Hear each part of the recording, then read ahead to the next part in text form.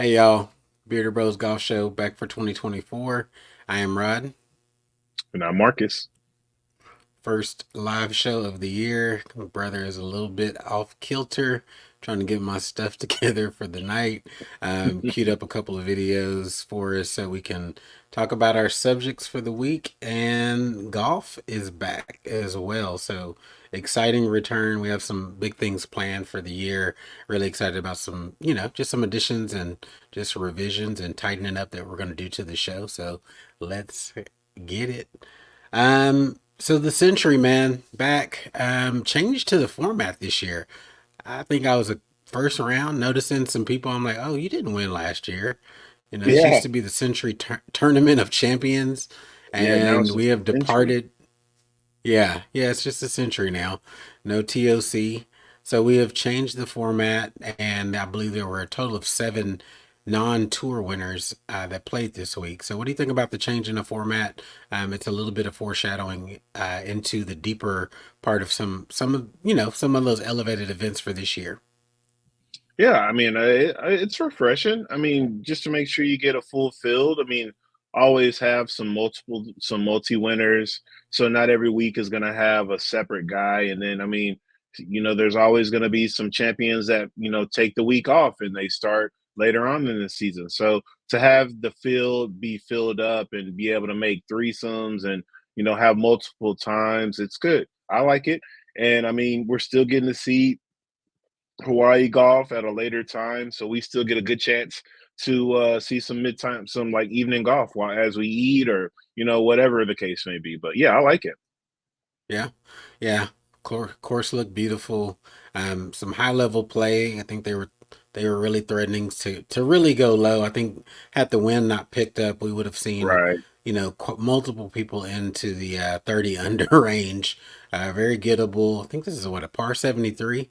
So one extra Par par 73. five out on the course. So plenty of scoring opportunities.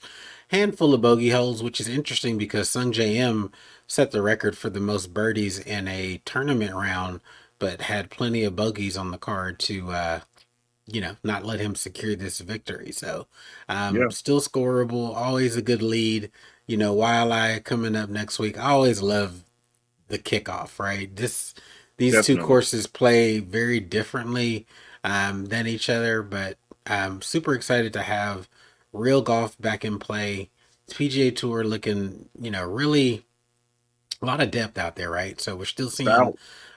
a lot of talent. Akshay Bhatia really was, competing and threatening for the win this week. So good to see him and, him taking on the broom putter. I think he picked it up last year, also paying dividends for him. What do you think about the contrast between Akshay Bhatia putting and Scotty Scheffler? It looked like he was struggling again with his putting. I mean, whatever you got to do to get it going. I mean, no judgment here. I mean, it always just looks funny. But yeah, whatever. I mean, whatever gets the ball in the hole the quickest, I am all for it. When Matt Kuchar was doing it up the arm and everything like that. That was wild to me, but it worked for him. So teach their own. Scotty Yeah. Scheffler, I mean, he said he was feeling better over the ball, so can't really say too much about that. I mean, hopefully he just when the tournaments start mattering and not just the kickoff and stuff like that. Hopefully he'll be able to hold putts and lock in for that type of deal. Yeah, I don't see it as a technique issue. I just don't. Maybe I'm wrong, and I would love to see them call it out and kind of pinpoint the issue. I don't think he can read greens. Sometimes I just think he gets fooled by break, and you see him missing and looking confused. And I think Mhm. that's what leads me to the conclusion that maybe he struggles to see the break in the line and really needs Teddy to call him in a little more often. I saw him sit over a putt that turned the complete opposite way that he was expecting. And like, again, he just sat over the ball for after it missed for a good 10 seconds. So, what do you think about that? Do you think he's just a horrible green reader? Because I don't think his stroke looks particularly labored or off. I mean, I can't really say that. I mean, the guy's a major winner. He's won the Masters, so he's doing something Yeah. right. So I don't know. Maybe he's just overreading and thinking too hard about it. I mean, I always tell Michael that the whole every time, don't read too much into the green, be more natural about it. Don't think about it too much and just yeah, he has the same issue. He just sits over the ball too long. And I mean, I can't do it. I Yeah. personally I can't do I don't stagnant know. stuff like that. Maybe I don't know. I guess I simplify the. I feel like I'm a decent putter for an amateur, and I don't know. My technique is just finding seeing, looking back from the hole, seeing where I think it's gonna break, picking out a spot and hitting it at that spot, and they'll let the rest take care of itself from a speed perspective, and then just trying to visualize you know, the ball going in the hole. But Yeah. again, I'm no pro, but I hate seeing him struggle out on the greens, having 34 putts on Saturday. That was painful. Um, but anyway, on another note from the Century, we had Kevin Kisner, current, tour pro, will be commentating a couple of events this year. This was his first go around. I don't know how much you got to hear of him, but my thought, he kind of blended in. It wasn't very offensive. There was one particular moment where he called out Jordan Spieth on missing a 3 foot putt, but other than that, pretty unremarkable, which I don't think is a bad thing for the commentators just to blend into the background and be part of the part of the tournament without being offensive. What do you think? Yeah, I mean, kids as a commentator is definitely going to be a good look, just like Smiley Kaufman. I think they're not saying that they're born to do this stuff, but because they're born to be golfers, but definitely a good look on them. I mean, and for Kisner, I think the fact that he was so laid back and easygoing about it, I think that's going to be a leg up every time because it's like what we talked about pretty much all summer long. Let the golf do more talking. A couple comments here and there. I mean, y'all are having a full blown conversation. Like, I get you're trying to get the sponsors in there. You're trying to get upcoming events and, what's going on from the day to day type stuff. But, like, bro, there is some time to let the mic breathe. Whatever you Yeah, need to do, to calm that down, that is perfect. So, Kisner coming in, being a breath of fresh air where he really just kind of, like you said, blended in the background, spoke up when needed. Of course, they're going to ask him questions, what he thought as a player and, that perspective and stuff like that. But I think, next time around, I don't even think they need to have guided questions like that. He'll be able to answer it from his perspective regardless because he's still yeah. a player. So things like that, I think it'll go better as far as production overall. But Kisner himself, I think he did a very good job just, handling himself and everything like that. Yeah, I think it was a good look. I think, there's some growing pains there while you get used to your timing. There were some spaces where he probably could have comment a little bit short when maybe Azinger would have droned on a little bit longer, but they'll figure it out. And I think he definitely has a pathway after his career to, be in the booth. And I don't know if it's going to be prime time and be a lead. I'm sure that while they're trying to figure that out, we'll see some different faces in the booth this year as they trying to figure out who's going to be the primary person going forward. But Kisner Yeah. seems like he still has a ton of years left on course, so this is just a little bit of dip in the pool and checking the temps and seeing if it's something that is actually viable. And I think truly it is for him. I think he's got the knowledge and he's articulate enough to get his thoughts across without being too douchey. And I think people were probably worried about his language, and I know they were Yeah. talking Him about it a being one of the little good bit. old boys. Yeah. Yeah, they were talking about him. He's like, I hadn't cussed yet, had I? So, I think Yeah. they were all just making light of, his reputation. So good on Truly. him. Again, just happy to see people making swings again. Again, I don't think Kapalua is your typical course, so it's hard to get a gauge when you have these big undulations and these huge drop offs and 400-yard drives. This isn't your typical golf that you'll see, but it's always fun to kick off the year with the beautiful scenery, and just see these crazy kicks and 45-foot drops off of a par three.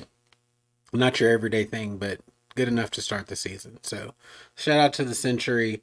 I think let's hit on Patrick Reed.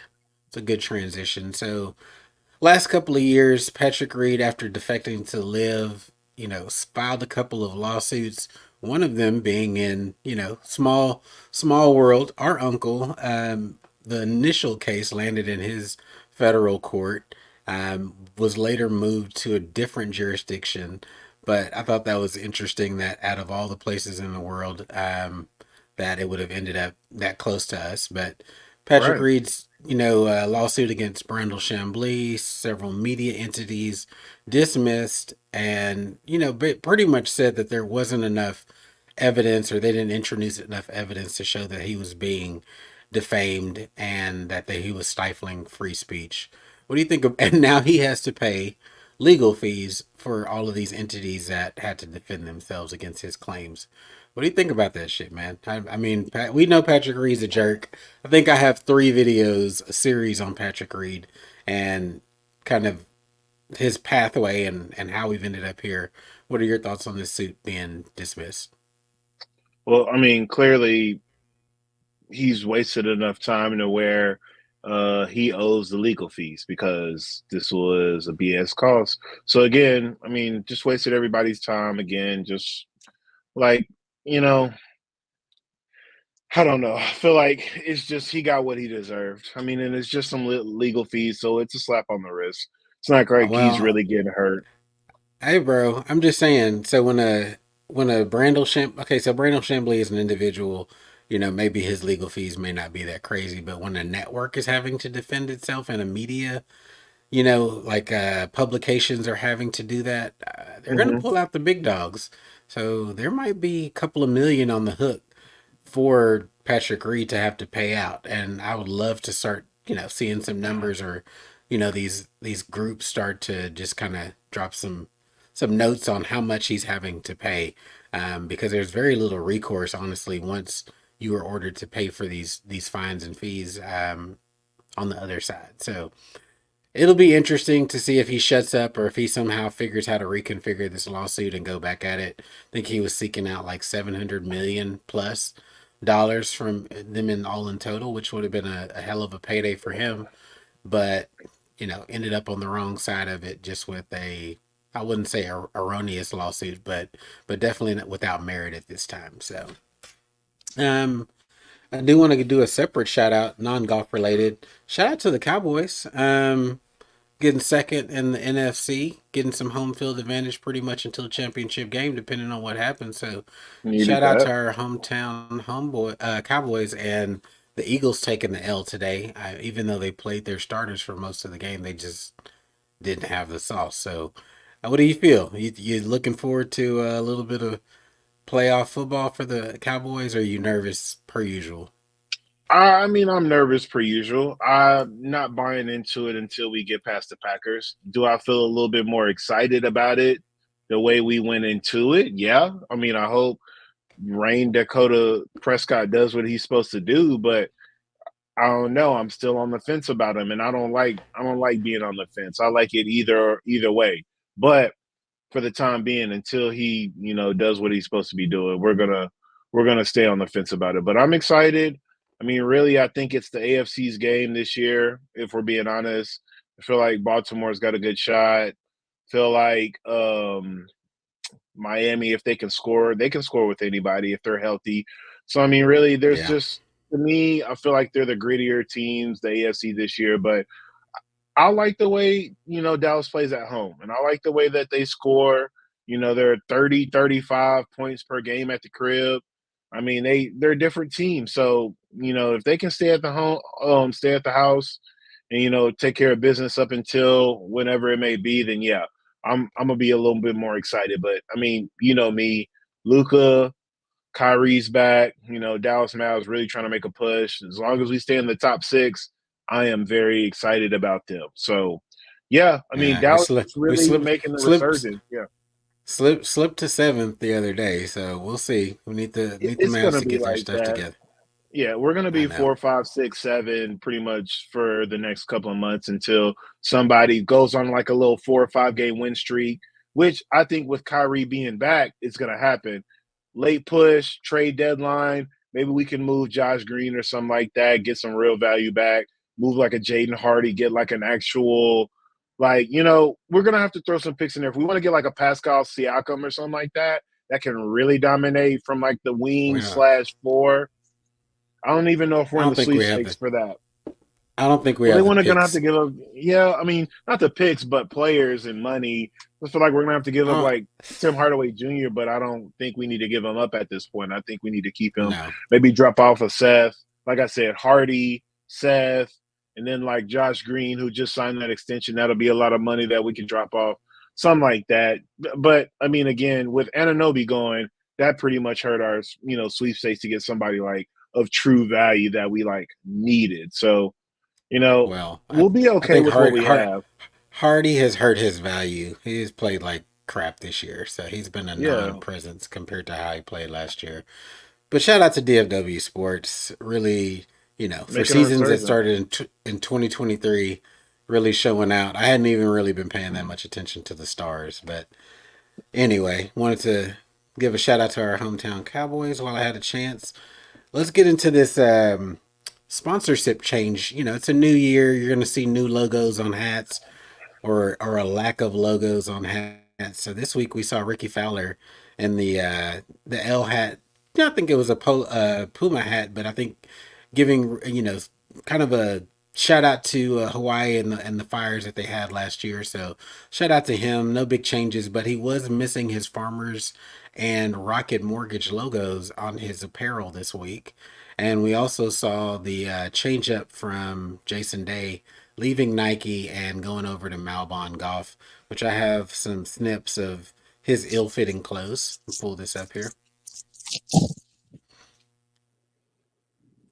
So the pants, I think I'm gonna freeze it here. So I already don't like the cut of the pants, near the bottom with a lot of slack. It's kind of like when Adam Scott started going with the parachute looking pants a couple of years ago.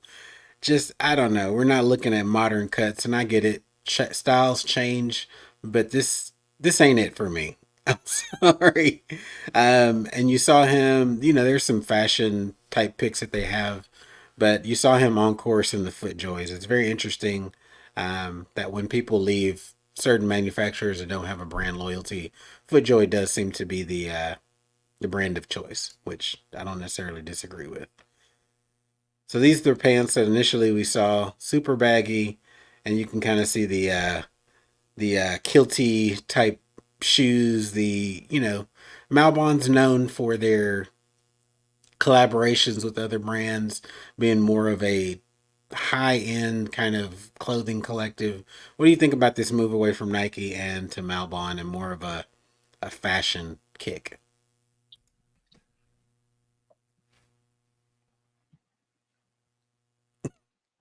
Come on, bro. Golly, man. Let's Like spit it's it out. cool. It's cool. It's fine. It's actually okay in the sense that older guy now, mid 30s, late 30s, however you want to call it. He's moving more into his dad life.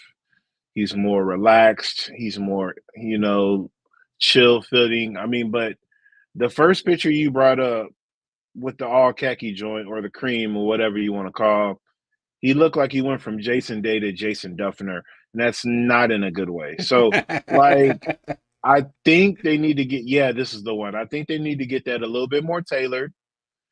Just taper that down both ways at the top with the polo and with the jeans and the whatever slacks, how Yeah. chino pants, whatever you want to call it. I don't know. But I'm not unopposed to moving to like lifestyle brands. To me, that's like innovative stuff.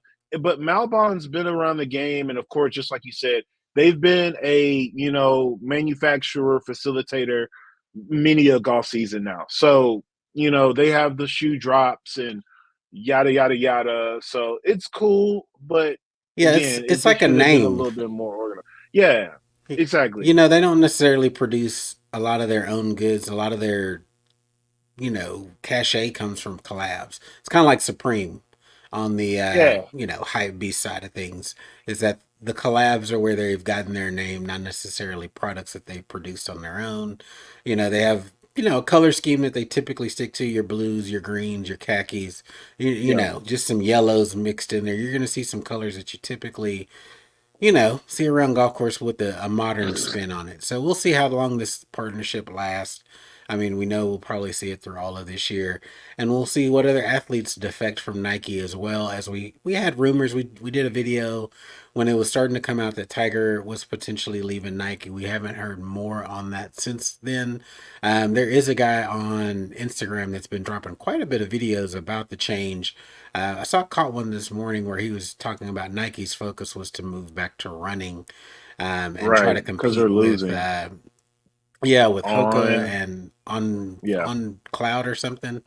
Yeah, on so Forever or something. Yeah, I get that, but I also don't think that that should preclude them from producing golf shoes. You don't necessarily see them pouring a bunch of money into the marketing side of golf anyway. So I don't know how the manufacturer, I mean, shit, we know that Nike has been under fire forever for producing these shoes at a super cheap cost, right? So how much are they theoretically losing? Because I mean, outside of retros, they're not necessarily putting out a bunch of new stuff that's redesigned. You did see, I think, a new shoe that Tommy Fleetwood was spotted wearing.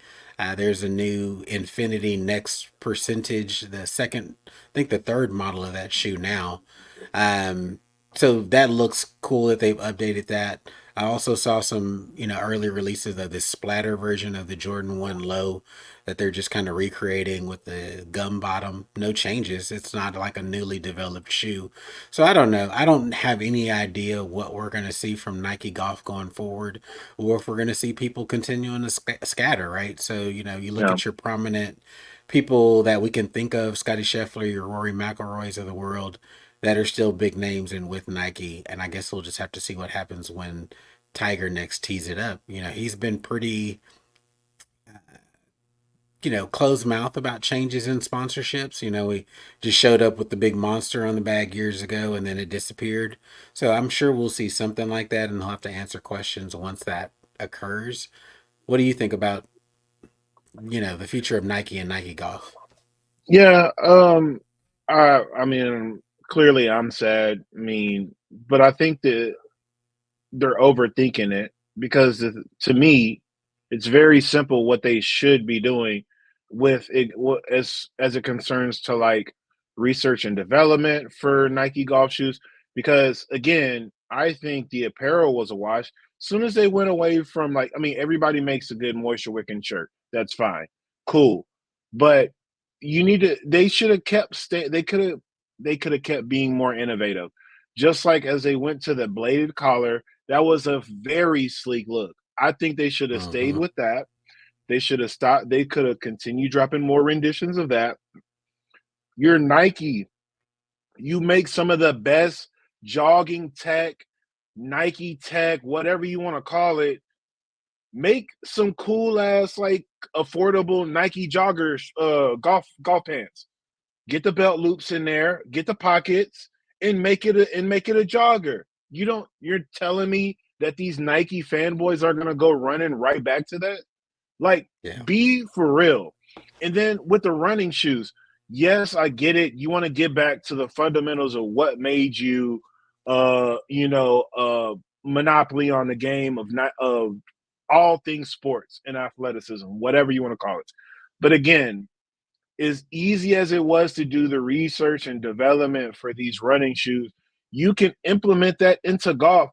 These people are running, and these people are not running, they're walking, but they're walking on this grass, they're walking on these different surfaces.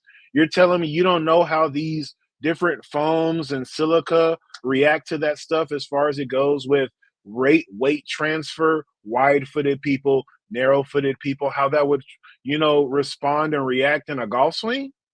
You don't even Yeah. have to do any extra outreach as far as spending extra dollars, doing things Yeah. like that. You can go to the football field and see how cleats work and which cleats work best. Okay, I'm trying to get this ground force. I need these style of cleats or I need this style of spike just for it to ferment into the ground, twist a little bit, get some grabs, but not rip the turf off. Like again, they're just overthinking this because this is I very I think simple. I think that they gave up on golf way too early, right? I think that's what Agreed. I've been noticing from that guy's post who was in the Nike organization. So he spoke with some, background that they just the efforts were inconsistent. I think for you and I, a couple of years ago, literally said that the Jordan 12 retro kind of was next level, and that they had achieved in that year, release year, I think it was Truly. 2022, the best fit and most consistent. So you can go back and watch some of the videos that I posted from 2022 from a shoe review standpoint, that they had achieved a fit that was pretty damn good. I mean, Yes. honestly, very much rivaling, your FootJoys of the world. And like you said, there's a lot of technology that they have pioneered over the years, and it doesn't really take a lot to transfer some of that institutional knowledge over to the golf side of things, and could have really, other than, the cachet of Nike, and that a lot of us grew up wearing Nike, seeing Nike athletes from Jordan to Tiger, but they could have had some legitimate staying power and a product that people kind of flock to. Again, I mentioned it earlier. When people don't have a brand that they are tied down to from a shoe wear perspective, they all navigate towards FootJoy. You see that when Yeah. Dustin Johnson left Adidas, he's in FootJoys now, right? Yep. We've been seeing Tiger in FootJoys because Nike hasn't been willing to kind of go outside of the box and produce something for him that's both. He's never really been a style icon in terms of the shoes. I think the TW13 is probably the best golf shoe that we've seen directly from Tiger. Outside of that, they were all just very functional. They could have really put some money and consistent effort into the product, but they'd be good one year, trash last year. Like last year's release cycle was pretty much garbage to me. There were so It was many all a misses. force. Yeah, it was. Remember how bad? I mean, like, just think about like the master shoes. I mean, oh my God, the Air Max drop they dropped for the Waste Phoenix, the Waste Management, the Those are U.S. horrible. Open, the PGA. All three of those were bad. The U.S. Hmm. Opens were like just. I mean, the Masters were And a wash. I mean, all of this was just. yeah, they just tried to go super creative and it just didn't land. You saw more shoes sitting on shelves. I would go back weeks after she had been released, particularly like you said, that were released around the majors, and they would still be in full stock. And Yeah, that's not common. That hadn't been the case. Jordan 12s were selling out like crazy. The really I'm good gonna say the colorways of first the year I couldn't even get them. no, Jordan 1s, really good. And we ended up picking up the Jordan 6s this year, the retros, and they were really good. They were okay. They were okay. I'm not going to say they Yeah, were really good. They were okay. But the style, the colorways that they chose for shoes this year, or excuse me, in 2023, we're just really out there and yeah, really just dipping into the art side of things. And I get it. There's a lane for that. Clearly, you see Malbon kind of, again, doing some different things, some creative things, but they missed the boat, right? I think we yeah. talked about it a couple of weeks ago before we took our break that New Balance is coming on with some heat. And I've seen more people in New Balances in the last month that I have on the golf course in a long time, and they've Facts. kind of quietly been sneaking up. They've been in on some collabs as well. So I mean, like I said, Nike's missed the boat, and I get it from a business standpoint. People have to go where their bread is buttered, but I don't know. It just feels like had they actually done something with this Nike golf kind of purgatory that we're in right now, didn't have to be this way at all. Right. So anyway, could talk about this crap all day. So I need to get a graphic together, but we were kind of tossing around some segments. Marcus and I are both known for super trash front nines or really okay front nines, and then the back nine turn up. So when we get into the meat of our topics, we're gonna start calling this segment the back nine turn up. That was definitely the case for me after my weekend round. I shot like a 10 or 11 over on the front nine, and then went just a easy little 3 over on the back nine just to save my round and keep my dream of not shooting in the 90s alive for 2024. So back nine turn up. We're gonna talk about the story of 2023 and really 2022, which is more live PGA Tour acrimony. I'm gonna queue up. Let's see here. This kind of not Jordan, excuse me, Rory McIlroy quote. He softened his stance, and you can see even Phil Mickelson saying to give him a break. So I'm gonna have some pauses here. So we saw this earlier in the week. Sorry, that already jumped out. Saw this earlier in the week from Rory. He said maybe I was a little bit too judgmental of the guys who went to live golf at the start. And I think it was a bit of a mistake on my part because now I realize that not everyone is in my position or in Tiger's position. So we've seen there's been a lot of Rory haters out there just hating him being very open and outward, as he was part of the PGA Tour Directors Board and has since fallen away from that. I don't know. I've always given Rory the benefit of the doubt that he speaks his mind and has the ability to update his thoughts based on new information, which to me is a sign of emotional Maturity. intelligence. Yeah, Hmm. you don't stay dug into your position forever. If you learn something new or you hear from guys that are like, "Hey bro, I get what you're saying, but you're made in the shade. You're paid, right? You don't have to worry about dollars ever again in your life. You're damn near a billionaire and have money revenue coming in from all over the place." So I thought that was a sign of maturity. What did you think about that? Yeah. I mean, hard to say anything, but I love it. I mean, we're Rory guys, and to see him be able to develop a different perspective and understand really what's happening here. Yeah, I definitely like it. I mean, it's crazy that people are even, on his head top about it. You should want this from one of the lead guys from PGA. Don't you think some of the PGA fans would kind of soften to the idea and maybe, lighten up their little opinion on the live as well? I mean, again, this is all just as we go along. They're a developing league. We're developing an opinion on it. Like the things go hand in hand. So for people to just be stayed and stagnant on one thing, yeah, it's got some negative stuff. We've talked about that. But like Yeah, overall as a product, we just need to see a couple of different steps happen, as we always mention, to make it a more successful product overall. And that's what Rory is getting into here. Yeah, there's a lot of money there, and I get what they're coming from. Like it's as simple as that. Like I yeah, really don't understand it. Why the Rory hate on this for sure. yeah.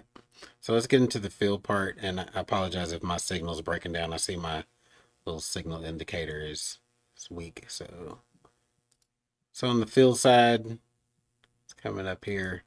Said, this quote and many others made today by Rory probably weren't easy to say. Let's not use this as an opportunity to pile on. Rather, it's time for me and others to let go of our hostilities and work towards a positive future. Rom signing is turning into a bridge to bring both sides together, as evidenced by the many comments today and a month ago after changing the rules for the Ryder Cup, so John and others can play. So let's use this as such. Until an agreement is reached, it will be business as usual for both sides, but hopefully without the needless disdain. I shot you a message, and I'm going to play a video here in a sec from Rory. Um, you know, when I saw this quote and shot this over to you and said, "Hey, I feel like a deal is impending." I even think Greg Norman, even though he's still a dick, and how he framed his opinion of this was still kind of dickish, um, said this was still kind of an olive branch. What do you think about Phil kind of being very soft on this? Do you think they're going to be closer to a deal or are closer to a deal than we've ever been? I know they just extended the deadline beyond December the 31st. So, what are your thoughts so far on this part, on the Yeah, remaining? so I don't know how the conversations are going as far as a merger go, and but I think the way Phil has put it, something's going to happen before 2025 or before they pick teams, however that may work. But the most important part to me is the maturity that Phil has shown, because golly, that was just about his. I mean, I don't know if he was with his media team or what, because that was a 99 out of 100, a 99.5 out of 100. I mean, that was dead on perfect. And there's Yeah, no way you could hate on Insider Trader for that. Like, that's just an amazing response to mature, from two mature people. Two proven winners, two people already made in money, didn't even need it anyway. So good on both of them to say this. But I didn't like how the PGA was framing it when we were, getting the like pre games and stuff this week as Mhm. far as the Sentry. I didn't like how they put it because they said with the the amount of progress that we've made to this day, we want to extend it. To me, if you're a company and you say we want to extend because of the level of progress that we've had, it's saying that you don't have as much progress as you would like. If you were kind, I think even in professional terms, even in like a business, perfect world, they're gonna say something along the lines of, "We're progressing rapidly towards a conclusion to this issue," or something along the lines of that. Would they not? To me, that's what Mm, I would have went with. Not just no, the because progress that they've we've made is allowing an extension. the reason I disagree on that is because they've had these promises that have been out there and they've made these really bold statements in the past in which have gotten them in trouble, right? So we talked about this has never for us been a moral argument. You can think what you want about the morals of the Saudis. That's not where we're coming from. We talk about the business model. So when Jay Monahan started talking about 9/11 families and terrorism and all that jazz, and then getting in bed with blood money, that's never been our argument. So I think that got them in trouble. So making statements that saying that they're rapidly approaching an agreement, because at the end of the day, they could get bashed over the head, and we'll kind of get into that of why the Rom signing was a big splash. There's no doubt about that. We saw it coming. The writing was on the wall. He had been giving hints out all year, and then it finally happened. So were we disappointed? Yes. Were we surprised? Absolutely not.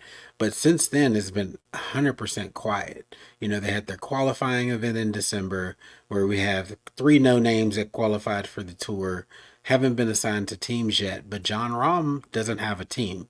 At this point, he could very well end up being paired up with an existing live team that right now they have quite a few spots and rosters that are unfilled with up to two players missing. And yes, there's those three that qualified that are still out there, but the rumors were about Rom getting his own team and equity in that team, but no one's bounced over there, right? So names that we thought were gonna possibly that were possibly on the chopping block to exit were a Terrell Hadden.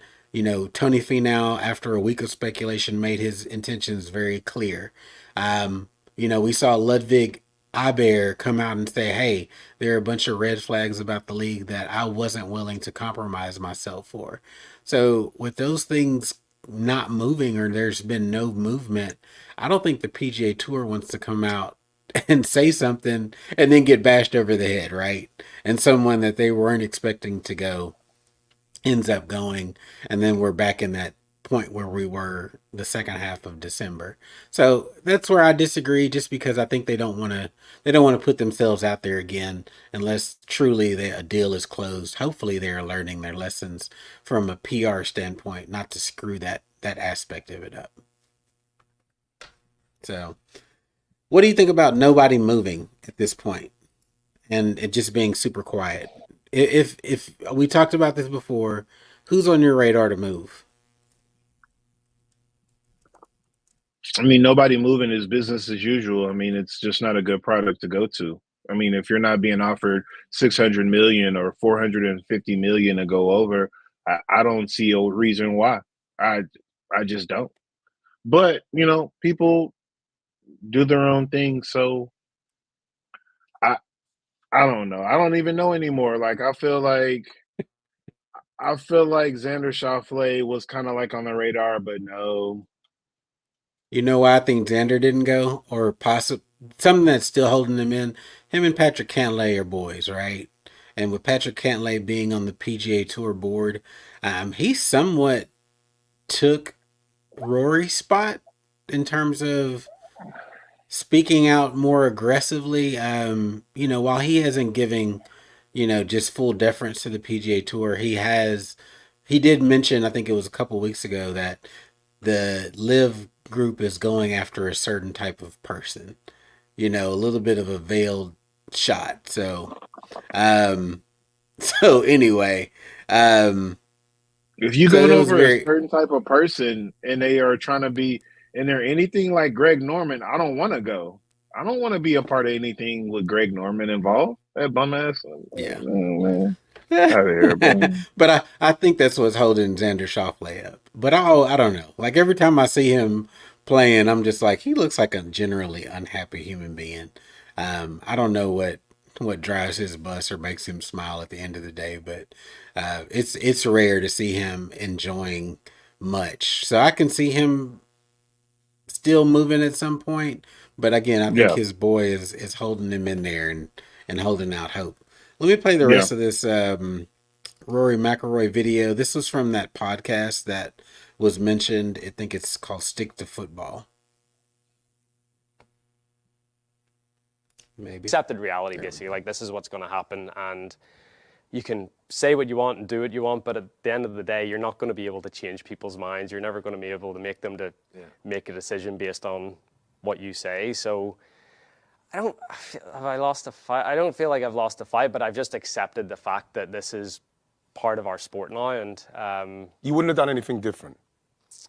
You know, if this came again, it's not like you'd say, right, I'm not going to make this stance myself because a lot of the guys are probably going to slip off.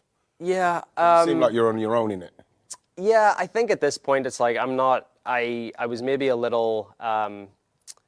I was probably judgmental of the guys that went at the start, and I think that was a bit of a mistake on my part because I now realize not everyone's in my position or in Tiger's position, and you get this offer, and it's what do you do? Cool. So two influential interviews this week: Cat Williams and Rory McIlroy. You know, causing some waves out here in these internet streets. So again, I think just Rory's been a an adult in this situation, and I think he's acted and spoken appropriately to how he's felt at the time.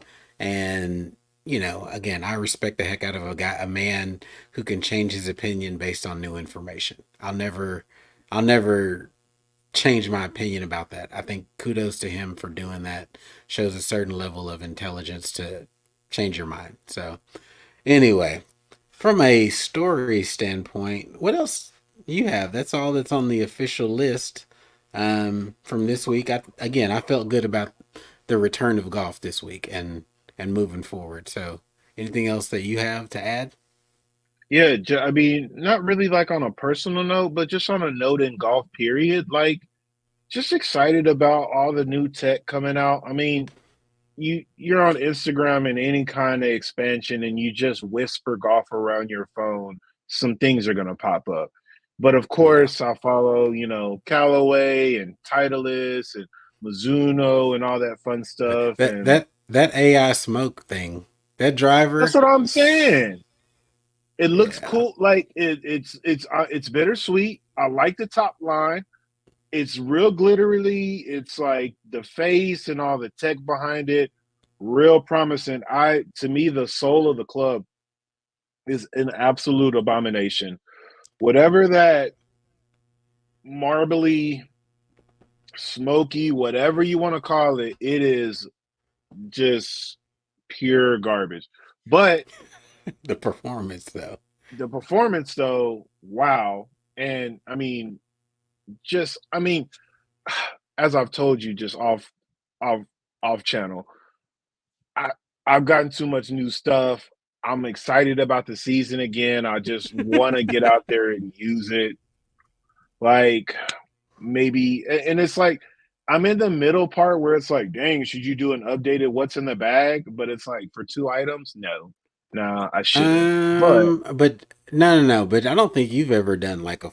I know you did. You did a what's in the bag when you updated your irons, but I yeah, to my mean, like Instagram or whatever. Yeah, I yeah, could drop another one. I could drop a I little don't know. shooter. New equipment does get you excited, and I don't know. Same thing. I feel so excited about this golf season. I have my personal challenge to playing the 70s and 80s all year, I feel really good about my swing. And so Yeah, I was every about week to that say. I've Go been ahead. going out, it's just like I've been making that, like when you have it, I've Hmm. been trying to really solidify in my mind and take notes on what it is that is allowing me to make good swings and get in the positions that I want to and not overthink it and have a great setup, right? Yeah.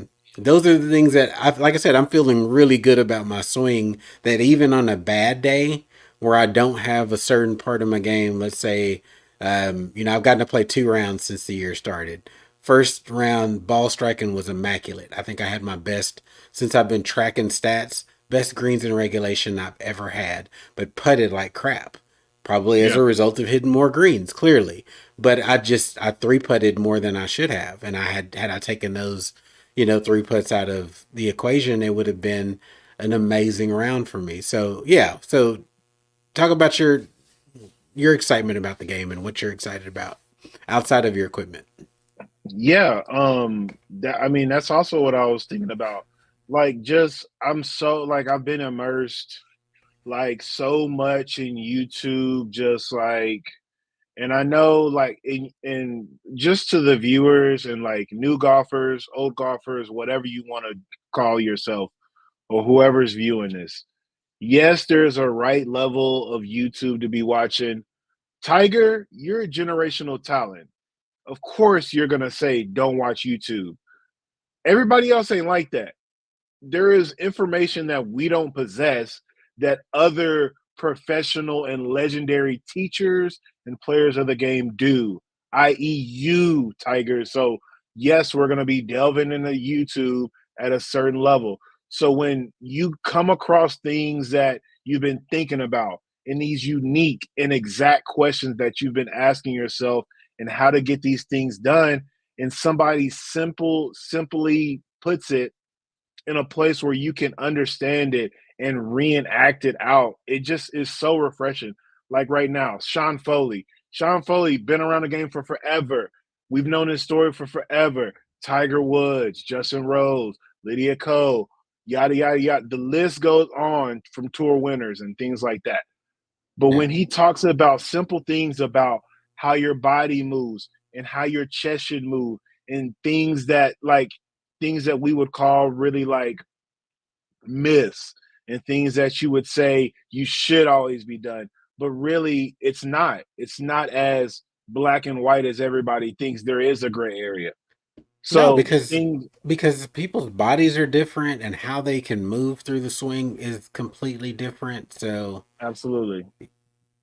and you know what? When you said that about Tiger, and I forget that he said that about Get Off YouTube, literally, when he was featured in kind of that Bridgestone HBCU college golf deal, he said something to one of the golfers about face angle and changing, the angle at setup Yeah. like 1 degree.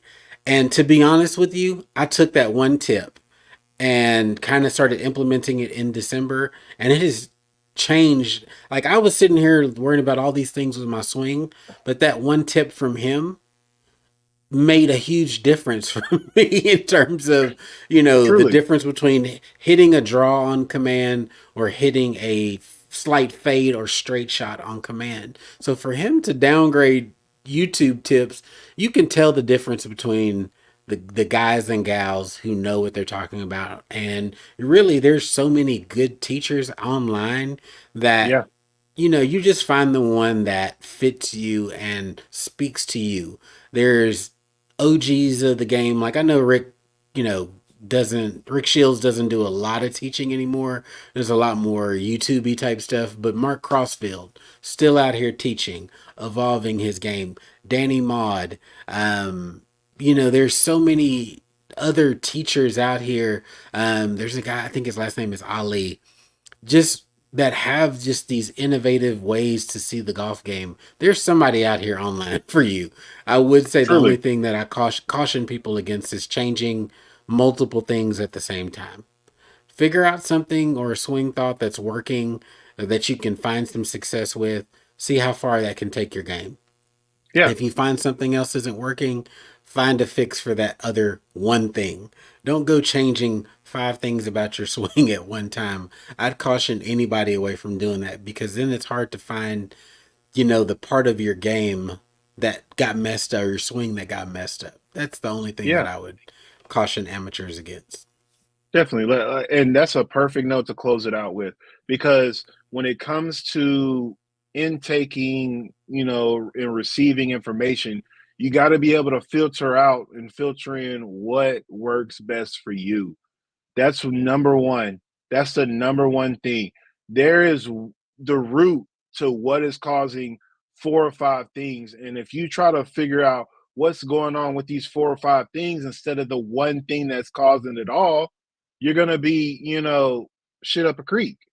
And then another thing is just very important as far as it goes with, lessons and teachings and things like that. Find somebody that works with you well, and make sure that the verbiage that they're using is something that you understand. It makes no sense to take $400 lesson plans if you can't understand what my man's is saying, or what my lady is saying. It might be as simple as, what is your wrist? What is the wrist in your golf swing doing? If somebody is talking to you about supination and the cup and the bow in your wrist, and you have absolutely no clue what is happening, instead of them telling you, when you grip the club like this, the back of your hand should lay flat. There is 2 ways and 3 ways and however any ways to figure these things out. So make sure whoever you're going to for your information is saying things that you recognize and can understand and apply. That is the most important thing as it goes with teaching and being taught. Agree 100%. Thank you for closing us out that way. I'm super excited about the 2024 golf season professionally, see what develops, see how we personally play this year. I know in 2023 we got I think probably more golf in together than we have ever since Ever. we started playing. So that was exciting and fun. So I'm looking We're gonna forward to keep it up. more. Keep that up. And hopefully me competing a lot. Well, I think I competed decently this year. So keeping that Yes. part of it up and not getting clowned on the course, because I feel, like I said, I feel good about my game. So 2024 I think is going to be a banger. Looking forward to it. Like, it's hard to contain the excitement. So Beer Truly. Bros Golf Show, we're back at it. We're going to be hitting y'all up every single Sunday, probably more than that. So be looking for us, subscribe, join the channel. I'm Rod. And I'm Marcus. Peace.